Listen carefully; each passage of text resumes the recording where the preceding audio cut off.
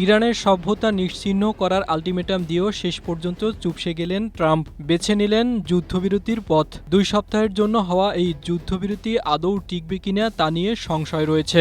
যদিও ইরান ইতোমধ্যে ঘোষণা দিয়েছে তারা যুক্তরাষ্ট্রের প্রতি অবিশ্বাস রেখেই আলোচনার টেবিলে যাচ্ছে। কারণ গেল বছরের জুনে আলোচনার মাঝপথেই তেহরানে হামলা করে ইসরায়েল, যাতে এক পর্যায়ে যুক্ত হয় ওয়াশিংটনও। এরপর চলতি বছরের ফেব্রুয়ারিতে আরও একবার যুক্তরাষ্ট্রের সঙ্গে বৈঠকে বসে ইরান। কিন্তু সেই আলোচনা থেকে চূড়ান্ত সিদ্ধান্ত আসার আগেই তেহরানে আবারও হামলা করে যুক্তরাষ্ট্র ও ইসরায়েল। স্ট্রবেরি সুপার ডটেড ও ক্লাসিক ভ্যারিয়েন্ট সেনসেশন জাগুক শিহরণ। এজন্য ইরান এবার এমন নিশ্চয়তা চাইছে যাতে ট্রাম্প বা নেতানিয়াহু ভবিষ্যতে আবার সংঘাতে না ফেরেন। তবে তেহরানের এই চাওয়া 2 সপ্তাহের মধ্যে পূরণ হবে কিনা তা নিয়ে সংশয় রয়েছে। নিউ ইয়র্ক ভিত্তিক নিউজ চ্যানেল এমএস নামে প্রকাশিত এক নিবন্ধে এমন আশঙ্কাই প্রকাশ করেছেন ডিফেন্স প্রায়োরিটির ফেলো ড্যানিয়েল আর ডেপেট্রিস।